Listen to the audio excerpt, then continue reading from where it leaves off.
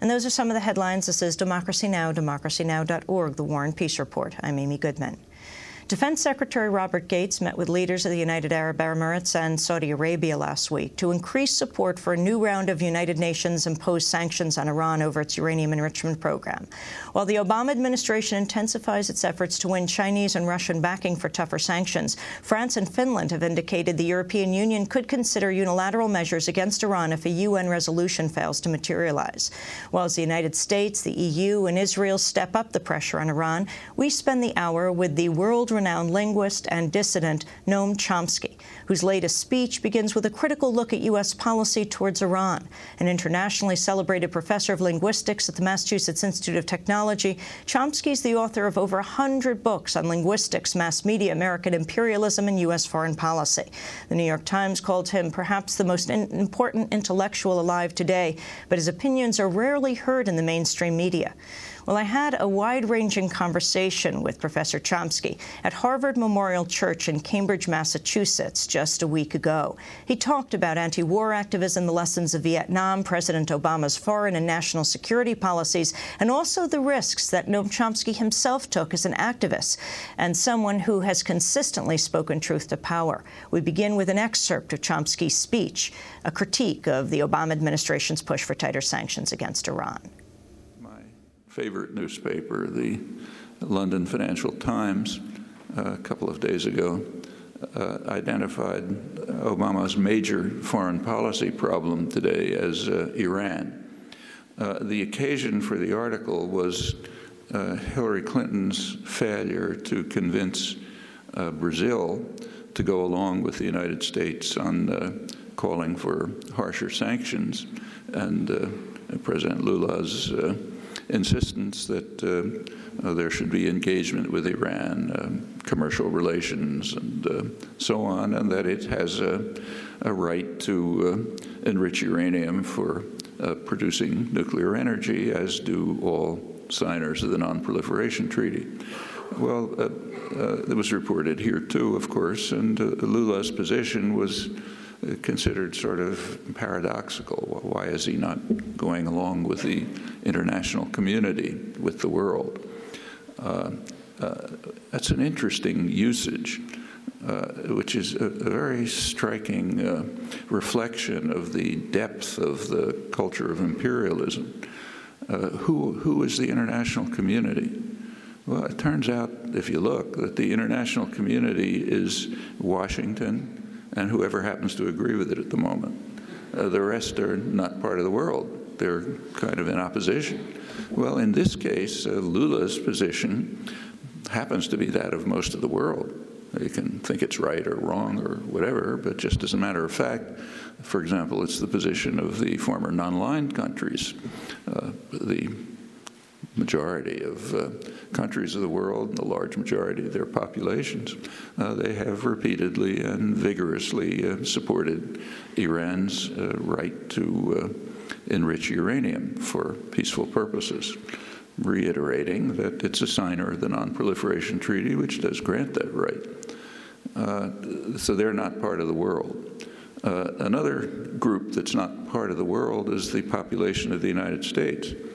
The last polls that I've seen a couple of years ago, in those polls, a considerable majority of Americans agreed that Iran has a right to develop nuclear energy, but of course not nuclear weapons.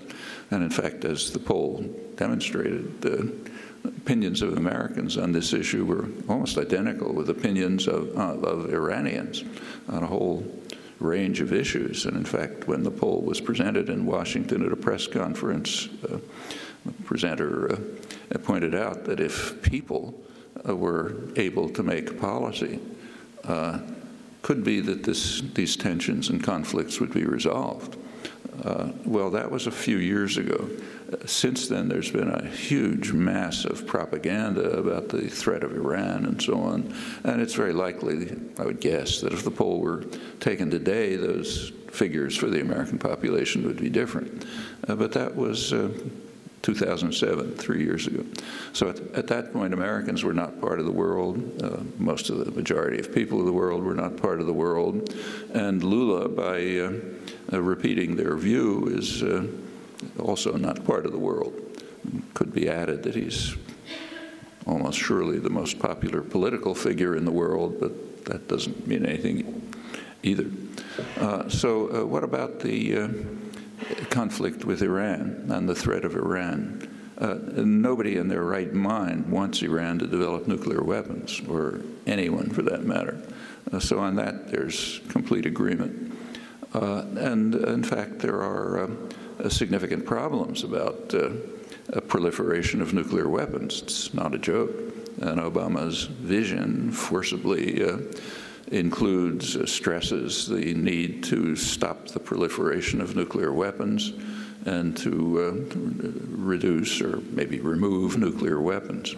Well, that's the vision. What's the practice? Well, the practice became clear a couple of months ago. Once again, the Security Council passed a resolution, 1887, I think it was October, calling on, with a criticism of Iran for not living up to commitments that were demanded by the Security Council, and also calling on all states to join the Non-Proliferation Treaty and to solve all their conflicts within the framework of the Non-Proliferation Treaty without any threats of force. Well, that particular part of the resolution was not exactly headlined here for a simple reason. It was directed at two countries, the two countries that are regularly threatening the use of force, the United States and Israel. The threat of force is in violation of the UN Charter, if anybody cares about that stale old stuff, even older than the 60s. But that's never mentioned. But just across the spectrum here, almost everyone insists that the usual phrase is, we must keep all options open. That's a threat of force. And the threat of force is not just idle. So, for example, Israel is sending its nuclear submarines into the Gulf, firing distance. They're undetectable, basically, into areas where they could fire nuclear missiles. Of course, Israel has plenty of nuclear weapons. Fire them at Iran. The U.S. and others, its allies, are carrying out field operations, exercises plainly aimed at Iran. There's a little hitch because Turkey is refusing to go along, but that's what they've been trying to do. So they're regular threats, verbal and in policy. Israel actually is sending the nuclear submarines and other warships through the Suez Canal with the tacit agreement of Egypt, the Egyptian dictatorship, another U.S. client in the region. Well, those are all threats, constant, verbal, actual, and the threats do have the effect of inducing Iran to develop a deterrent. Whether they're doing it or not, I don't know. Maybe they are. But if they are, the reason, as I think almost all serious analysts would agree, is not because they intend to use nuclear weapons or missiles with nuclear weapons. If they even loaded a missile with nuclear weapons, assuming they had them, the country would be vaporized in 5 minutes. And nobody believes that the ruling clerics, whatever one thinks about them, have a kind of a death wish and want to see the entire country and society and everything they own destroyed. In fact, U.S. intelligence figures pretty high, and who've talked about it estimate the possibility of Iran ever actually using a nuclear weapon as maybe 1%, so low that you can't estimate it. But it's possible that they might develop them as a deterrent. One of Israel's leading military historians, Martin von Crefeld, a couple of years ago, after the invasion of Iraq, wrote in the international press that, of course, he doesn't want to see Iran have nuclear weapons. He said, but if they're not developing them, they're crazy. The U.S. had just invaded Iraq, knowing that it was totally defenseless. It was part of the reason why they felt free to invade. Everybody can understand that. The Iranian leaders can certainly understand it. So therefore, to quote von Crefeld again, if they're not developing a nuclear deterrent, they're crazy.